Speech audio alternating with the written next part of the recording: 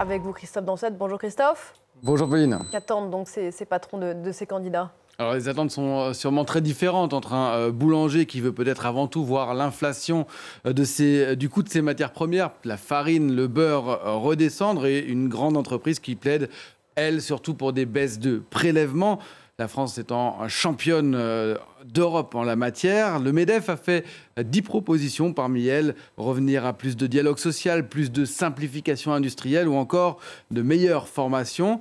Mais toutes les entreprises ont un point commun, elles veulent avant tout être rassurées. Écoutez l'analyse de Christopher Dembick, qui est économiste et que j'ai interrogé. La situation économique est quand même assez mauvaise. On a des faillites d'entreprises qui ne cessent d'augmenter. Et derrière cela, on a aussi tout simplement des finances publiques qui sont complètement dégradées. On a eu récemment notamment un rapport du Sénat, le 12 juin, qui est tombé, qui a dressé un bilan qui est catastrophique de l'état des finances publiques. Et donc, automatiquement, les patrons ont aussi conscience que ça, c'est un vrai sujet, parce que quand vous avez des finances publiques qui sont dégradées, derrière cela, ça veut dire que l'État va peut-être être incité à augmenter les impôts, notamment à l'égard des entreprises, revoir les subventions. Donc, c'est tous des éléments aussi qui sont importants, et donc les patrons veulent avoir un peu de visibilité à cet égard et aussi comprendre que les candidats comprennent que derrière cela, il y a un vrai sujet. Il va falloir s'attaquer au déficit et ils veulent savoir comment on va s'attaquer au déficit.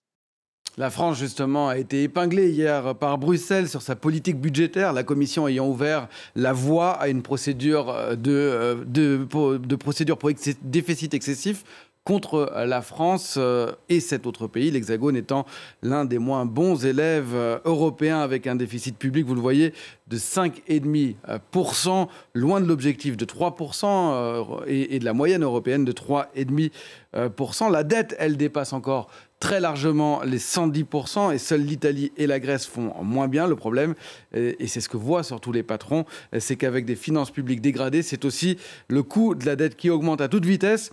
Aujourd'hui déjà, les intérêts de la dette, c'est plus de 46 milliards d'euros. Et dans 2 ans, ça sera le deuxième budget de l'État derrière celui de l'éducation nationale. C'était 2 fois moins en 2020.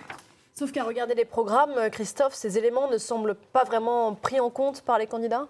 Non, on a plutôt l'impression, là, quand on les écoute, que c'est la course aux dépenses pour pouvoir augmenter le pouvoir d'achat. D'ailleurs, la principale organisation patronale, le MEDEF, a pris la parole avant même ce grand oral, à travers son président, Patrick Martin, dans les colonnes du Figaro ce matin. Il dénonce le Rassemblement national et la gauche, les accusant d'être dangereux pour l'économie, se disant même très inquiet.